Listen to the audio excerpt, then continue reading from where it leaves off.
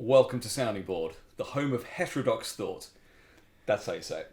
Yeah, yeah. Okay. I did. In my defence, I did post the outtakes of me trying to get my tongue around that. It was very funny. But just so everyone knows, that was the first take. So remember your favourite American politician, Joe Jorgensen or whatever. Well, you don't call me the favourite. It's not. We were talking last time about the Libertarian Party, and I didn't even remember her name. Yeah, well, I think it's Jorgensen. I've only ever seen it written. It doesn't matter. I've only even seen it written down. Yeah, but this is the leader of the Libertarian Party in the US. Yeah, I didn't mean favourite because that you admired her politics. Yeah, I don't. But she's good value for money at the moment. So I'm wondering if you heard about the latest story that I've heard. So, and you'll laugh at this if you haven't. But somebody in America posted "All Lives Matter" on their private Facebook account. Right, so that was only seen by their first degree connections or whatever. Yeah, I mean it's not public on the internet. Well, it probably was a public post, but it was on their personal Facebook, so nothing to do with their company. Gotcha. Okay, posted "All Lives Matter," got fired. Yeah, and she held that up as a great example of the free market standing up to systemic racism. So I remember you asked me before, what is there such thing as a libertarian socialist? I think we found them. You think you just found them? Yeah. Unbelievable. It's just trying to get your head around that. Well, I can't. You can see the confusion on my face. I can't quite get my head around that. She's saying that a mob is the market. Yes, the mob is a free market. Genius. There's some proper mental gymnastics required to get your head around that. Yeah, I mean, the only thing it isn't is the state intervening to have the person fired.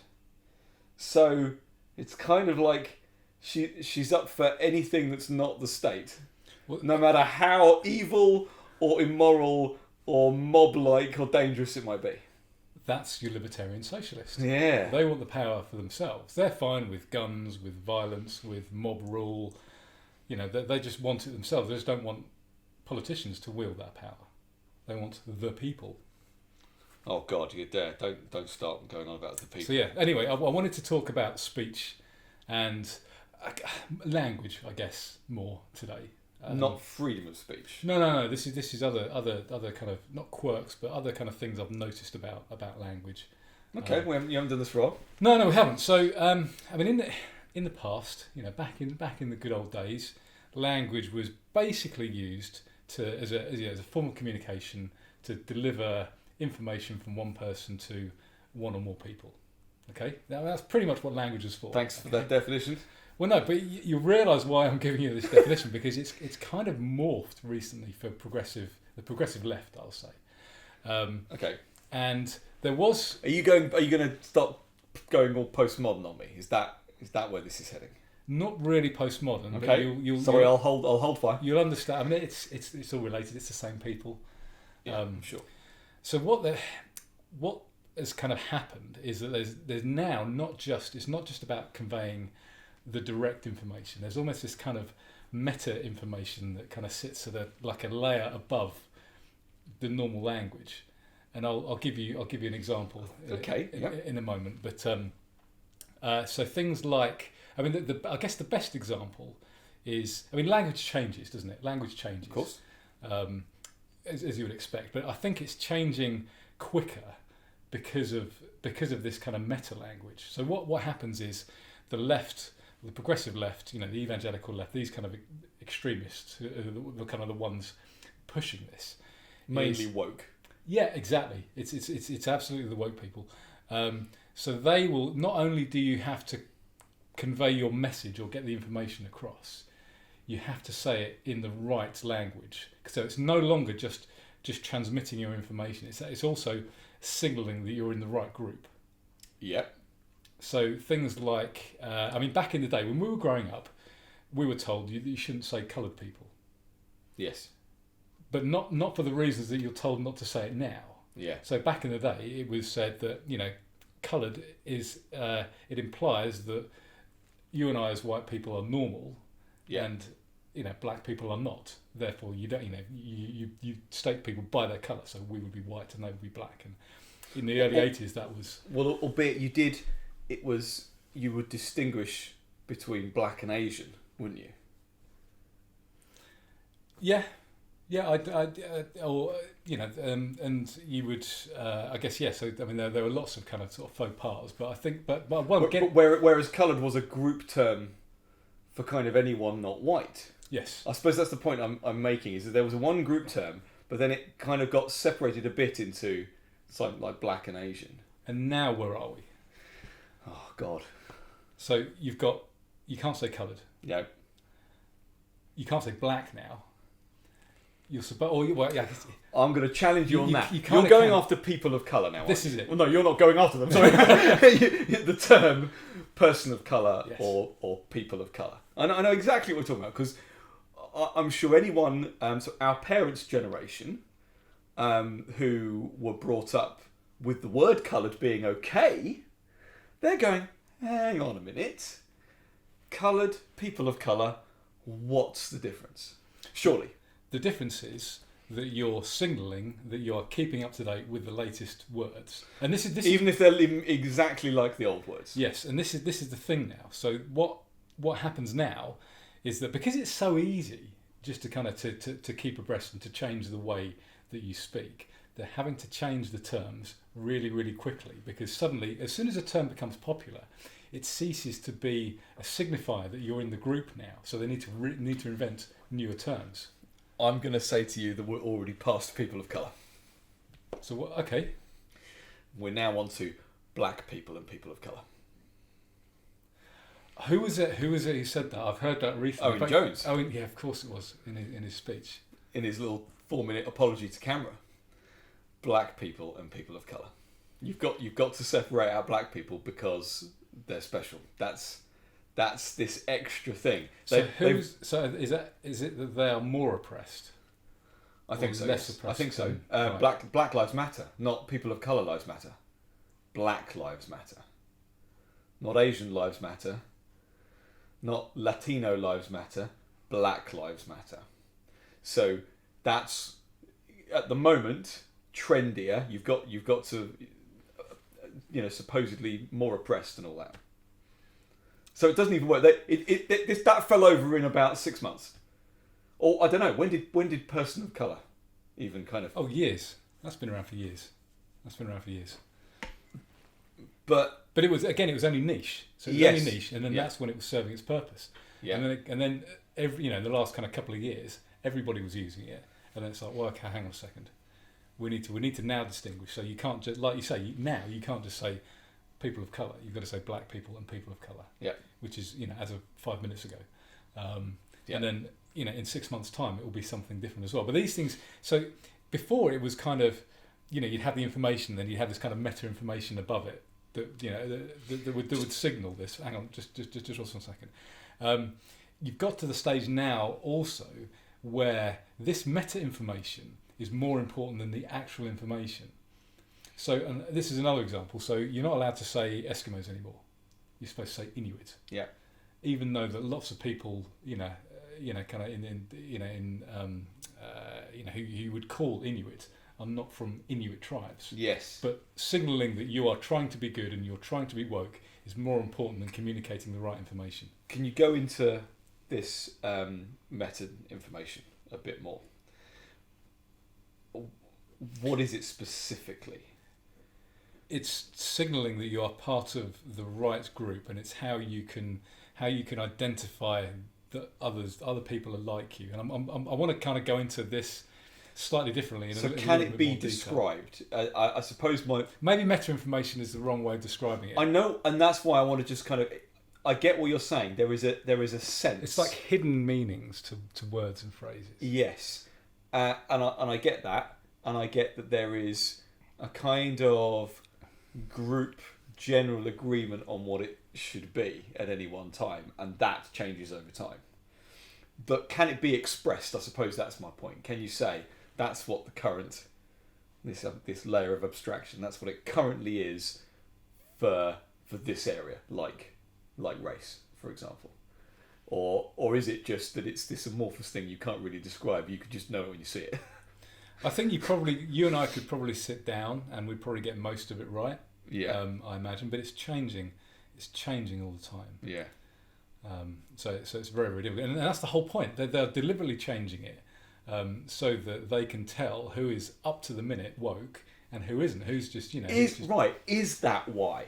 I think that might be a useful byproduct for them, because it's like keeping up with the Joneses, isn't it? And it's like, oh, you don't know the latest rad phrase, but is it actually because of a desire for them to solve the intersectional problem? I don't think they're trying to solve any problem. I think they're just trying to. It's almost like a shibboleth, where they're trying to. Do you think intersectionalists believe it though? Believe in that? Don't you think they are trying to intellectually dive down that rabbit hole and make it? And for them, they see complexity as not a vice. Obviously, they don't see the confusion and the contradictions that. So they just keep going and keep going and keep going and keep going. I don't think this is intersectional. Otherwise, people of colour would never have come about as a term. Because that's a grouping. That's a grouping of black, Asian, Hispanic. It's. And right. that's not to say that there aren't conflicts, because as we know, they love conflicts and contradictions. So it probably is the same people doing it, but they're not doing it with their intersectional cap on. Right. They're doing it with their signalling cap. With I need to know who's in the right group and who I can trust. But that's that you have to have the groups in order to have the intersectionalism, don't you? That's because you then start overlapping them, and you then. But this isn't just names for groups. This is names for anything. I mean, obviously the examples I've given of groups, but right.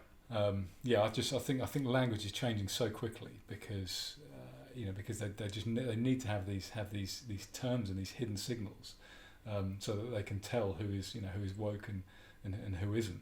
And it's all. I guess part of it is control as well. Is they love pointing out that that what has been absolutely fine to say for hundreds of years until yesterday is now no longer acceptable, and that you're somehow evil if you're not up to date. So they enjoy that that power as well. How do they get away with it? Because people are scared, and we've done statistics on this before, and it only takes 10% of a loud, obnoxious minority to change the views of everybody else. So you only need, and I guess people tend to take things that are said online seriously. So it's not even 10% of the population; it's probably 10% of the online population, which is like a minority as well. So it's probably less than that now. And of course, all the people, it's probably more than 10% of the people are on Twitter, because they're all the left-wing people. It's disproportionate on Twitter, yeah. Yeah, because they don't have jobs. I mean, that's part of it, isn't it? They're going to have the people who spend all their days on Twitter. Yeah. And Facebook and social media and Do you use that as a put down? The fact that I haven't got time for this, I've got a job. Is that something you will bring out? I have done in the past. More these days, I need to get back to work. No, I either ignore them, or I'll just ask them if I'm being detained or something like that. Right. Okay. Or I just I just wondered if that was one of the sticks you'd like to beat them with. It used to be probably 10 years ago. Now it's just I don't care what you think of me. Goodbye. Yeah. And this brings me on. This kind of signalling brings me on to another form of signalling. Have you ever heard? So we all know about virtue signalling. Yes. So let's not go there. Have you heard of? I think it's called grievance signalling. Right, go on. You ever heard of this? So you will be aware of this, even though you may not be aware of the name. Particularly in one of my favourite years of recent times, 2016. So the year with the Brexit vote. Are you gonna pour some scotch? I am. It wouldn't be sounding bored. That's Tamnavulin. It's lovely. Double barrelled. So it's. I haven't been able to have any scotch until recently. It's bourbon barrels and then sherry barrels afterwards. Thank you, sir. So in 2016 you had the Brexit referendum and Trump. We also had Donald Trump coming in. Thank you. Your health, sir. Cheers. So we had Brexit and we had Trump. obviously large swathes of the population in both in Britain and in America were unhappy, and there was lots of surprise with both of them. I think both were surprise results for different reasons. With Brexit, more people came out to vote. With Trump, less people came out to vote. But they were both surprise results. Yeah. And to the point where people were utterly shocked. People were saying, "I can't believe this is the country I'm in," etc., etc. So what they had to do is they suddenly had to. They had to signal. I see. They labelled themselves with the opposition to those things. Yes. Yes. But you see this in animals. So when for example, so elephants do it by kind of stamping on the ground.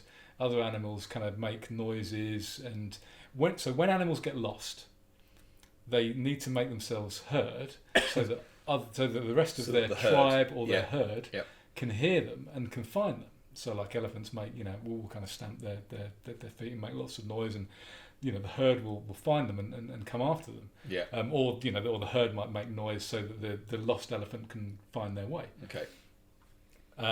So it's when you're lost you kind of make these noises, and it's exactly what people are doing. Is that they're sticking FBPE on the end of their Twitter names, and they're just shouting about how upset and how distraught and how distressed they are about either Brexit or Trump.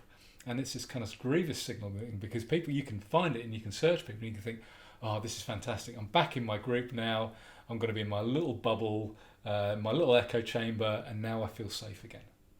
Yeah, no, that's totally a thing. Grievance signalling.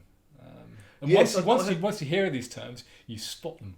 It's like white car syndrome. As soon as you buy a white, you probably know about this. As soon as you buy a white car, you think, oh, fantastic, it looks great, and then everybody's got a white car. Yeah, I did. I was cleaning my car. I got some of that. Of course, you won't car clay. No, but I haven't. No, I don't clean my car. But I've just bought a load of the good stuff. Have you heard of this car clay? No. Oh, it's amazing. Right, back when you and I would actually take care of our cars, we'd clean them every weekend. I mean, this is back when we were living at home, where we had nothing else to do, and we would we're buying Autoglim products, and we were doing it properly. We're cleaning our cars inside and out. This stuff just did not exist. Okay, it's called clay. Okay, and you use it to get off anything that you can't possibly get off of your car just by scrubbing it with a sponge or a brush or whatever. But it's amazing. Okay, you wet this stuff and you just rub it gently with a wet car. You just rub it gently. It's like it's kind of half between plasticine and clay. This stuff, it's slightly sticky. You just rub it, and everything comes up. All the little bits of tar, all of the bits of mosquitoes that have splattered in, all this kind of stuff. But you know that feel when you feel the car, and there's still just these tiny little particles that you can't even see. It just gets all of that off. So I've been making my car white again, because it's just been yellowing, and the lower areas, the skirts and everything, have just been almost brown. Even after you've cleaned it, you just get a brown hue. And so I've been taking the time. I've been making it really, really properly bright. It sounds like some kind of KKK euphemism. Well, make car white again, yeah. But I honestly, I just not, whether it's because it was so dirty I hadn't noticed, and I'm staring at this one side of my car that I have made amazing, and I'm going, actually, this car's a bit problematic now, because it's white car, white bad. Should I buy a black car again? I have had a black car. Who knows? You could be. What am I signalling? It could be some kind of appropriation if you're buying a. I think you and I. You're not allowed to do anything. You and I can't get anything right. No. There's if you see colour, then you're racist. Not seeing colour is some kind of low key form of racism. It's just you can find articles of the complete opposites. Yeah. You're hiding to nothing. So just give up now, Nick. Yeah. Just enjoy your white car. But anyway, yeah. So grievance signaling. Once you see it, you see it. Once you know about it, you see it. You see it all the time. Everywhere. I think the FBPE lot are probably worse than the Hillary supporters in America. They are bonkers. Absolutely bonkers. I had a brief reprieve from all of the COVID lunacy a few days ago when I got into a little minor Twitter spat with an FBPer, and I'd kind of forgotten they existed. I've said to you a couple of months ago, like the only good thing that's happening at the moment is Brexit, and the fact that we have a negotiator out there. I mean, even though you and I don't think we need a trade deal and yada yada yada, they are properly standing firm with the EU and going, no, of course you're not going to have our fish and all this kind of stuff. And it's literally the only thing the government is doing even remotely right at the moment, and in stark contrast to the Theresa May government. And I don't know why, but I just ended up on a thread and wound someone up, and I just kept coming back. Yeah, you weighed in as well. This was this guy. Was that? Yeah, there was one guy I remember jumping in. Yeah. They're still at it. Yeah, he was just constantly changing the subject, throwing up straw men, demanding I justify things that were nothing to do with anything that we were talking about. I remember. No, he actually stopped with me because he was calling you a coward, and he said stop evading the question. And I pointed out to him that he hadn't actually answered your original question, so why should you answer his first? Yeah. And that was it. Yeah, he shut up then. Yeah. This was a person that called anyone who voted Leave and still supported it scum. And that's when I came in. In fact, I think all I did was retweet and went, here's a nice person, and then just went from there. And then he just proceeded to call me a moron and a coward and all these other things. Didn't realise that he was just making my point for me. But there was just something a little bit nice. I just had this little flashback of before innocent times. Yeah, of halcyon days of the last 3.5 years up to March, and I thought, that at the time I hated it, but yeah, if only that was the only thing to worry about now. I've brought it back to coronavirus again. I'm sorry. And Brexit. I don't know how we've done that. The B and the C words. To be fair, we did stop talking about Brexit in a fairly major way, which is a good thing, because it did used to be the thing that always used to crop up in conversation. Yeah, but it's just been Corona ever since. I know. Albeit I did go back and listen today to the edition that we released at about the time of the lockdown, but we recorded it before lockdown had been announced. Was this the one where you panic bought Baileys? My wife did. Well, she didn't get there first. The Baileys was almost sold out. She had to get a small bottle. But this was before there was a full lockdown. Before you and I were told to stay in our houses. Before there was anything in a full regulation in law. Because I wanted to go back and just check. So this is mid-March. Okay, this is before the 23rd, and I wanted to see what we had been saying. Because I have a strong memory of this entire period. I don't think we were fans. We weren't. I remember turning around to you and saying, as far as the virus is concerned, I'm not scared of it at all. And this is because we already were seeing the data coming out of China and other countries, and seeing what was happening in Italy, and seeing that it was killing old people and the infirm. Yeah, and all the deaths were occurring in either care homes, or hospitals. Yeah, and even then, with all the ridiculous things that we were doing, like just kind of decanting, sick people into care homes, it still wasn't any worse than a normal flu year. Yeah, at the time. Yeah, so we've been consistent on this. Is my point. And I think I made the point as well, reasonably early on. I'm not sure it was in that episode, that if things actually were very, very bad, you wouldn't need to have lockdown. You wouldn't need to have mask laws. You wouldn't need to have social distancing. People would do it anyway. You don't need to mandate these things. Bringing it back to your signals, do we not grievance signal by going on about how bad lockdown is? It could be construed as grievance signalling, but we don't care. libertarians don't care what people think. So Yeah. it's, and I was having this discussion with somebody the other day, because so many, I don't know if you do FPPers care about what other people think? Yes, of course they do. They're just, it's just the trendy opinion to have. Yeah. So I was having this conversation with somebody recently, and I don't know if you get this at all, but often when I'm on Twitter and people like jump in and they demand questions of you, and they'll say things like, "Oh, I think you're just blah blah blah blah," and one of my responses is, "I have no interest in what you think. Yeah. I literally care nothing about what you think." Yeah. Yeah.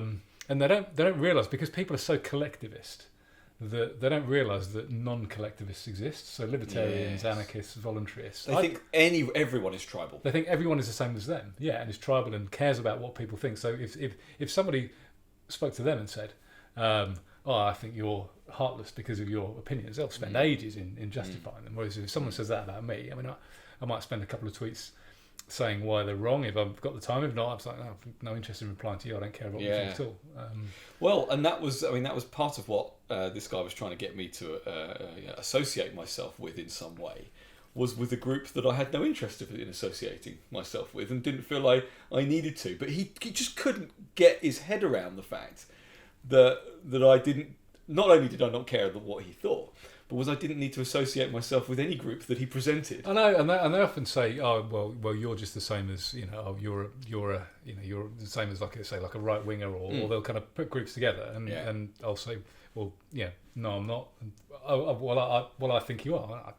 I don't care what you think. Yeah, Bye. Bobbed. Yeah, it's just, but they don't. That kind of stops them in the tracks, because they just can't comprehend. Again, this is like, look, we talked about like the Turing test, and when like kind of the right can pass the Turing test to the left. And I'm not sure whether the left or the right can pass the Turing test of the libertarians and the anarchists and the voluntarists, because they're still forms of collectivism. Yes. I mean, people, your kind of classical liberals probably can to a point, because they're reasonably close.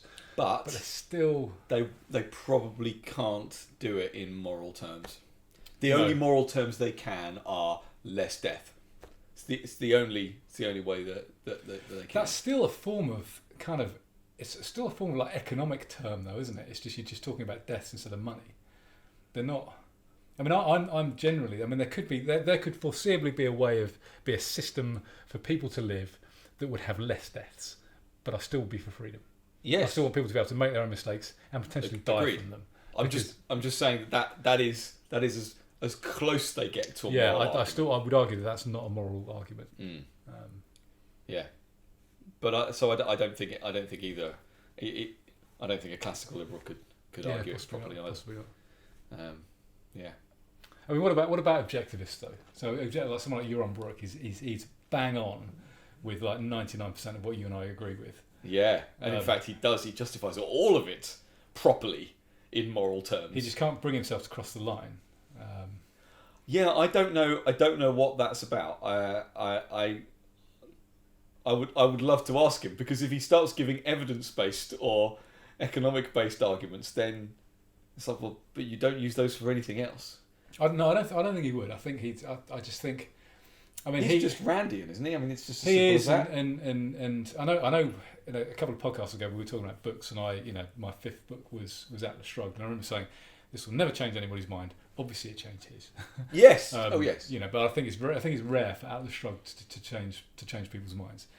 But it obviously changed his life, and he studied Ayn Rand, and it's almost right. The moral side of this. Sorry to interrupt you. The moral arguments for it can absolutely change your life.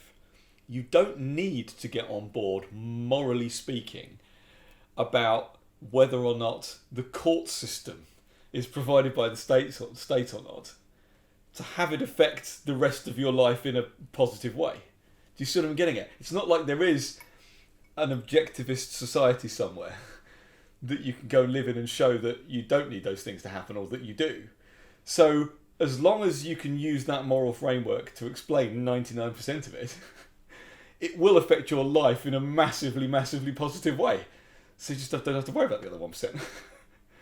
Well, yeah. I mean, I guess we're never going to have it his way or our way. No. So I guess you could, from that point of view, you don't need to worry. But so I just think it's almost like with objectivists, it's almost like I love Ayn Rand. I think she's one of my favourite authors.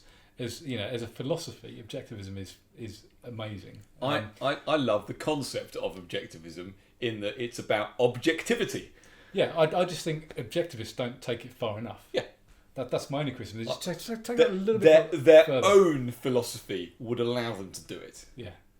As far as I'm concerned, it's a meaningless rule about this state that guarantees rights. But I think that's probably what Ayn Rand.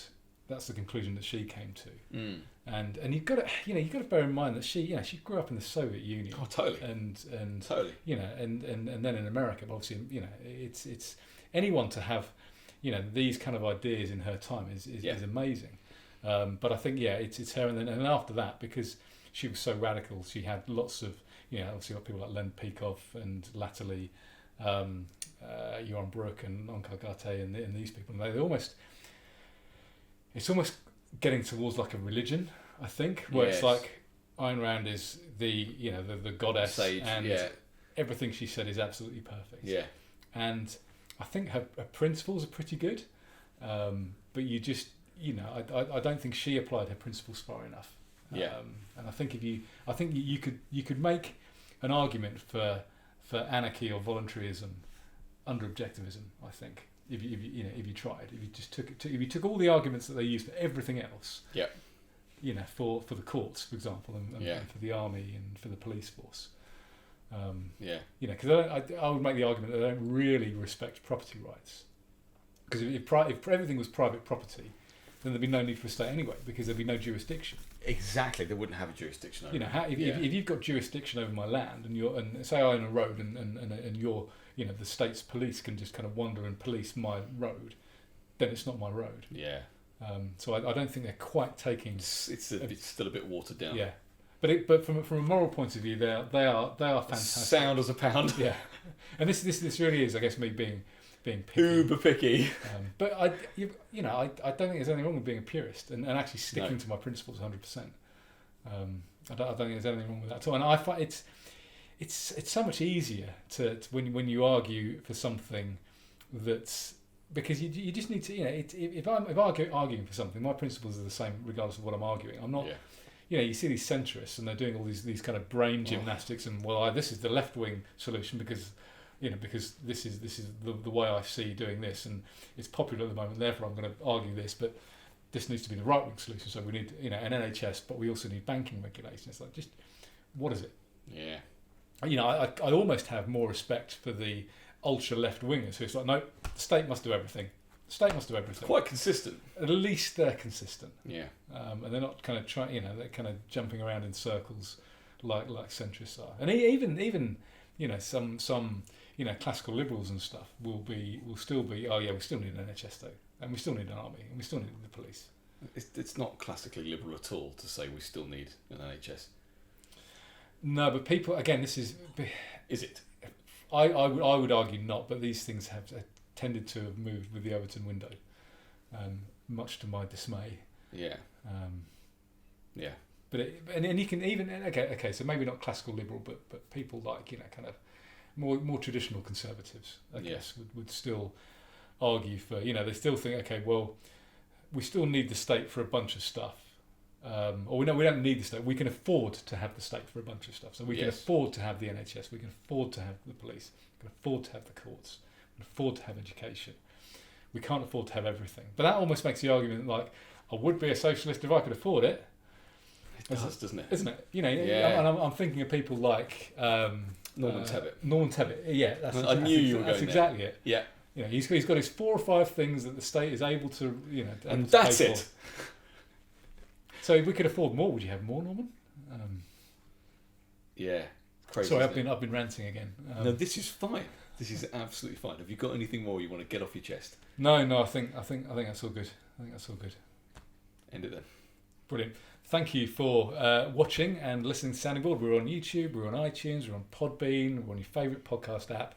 You can go to soundingboard.com and find everything you need. Please subscribe wherever you listen or watch us. And if you'd like to share, that's absolutely the best thing you could do for us. We're not after your money, but if you like it, please just send it around to your mates or your friends or family, anyone who's open-minded. Thank you for watching and listening.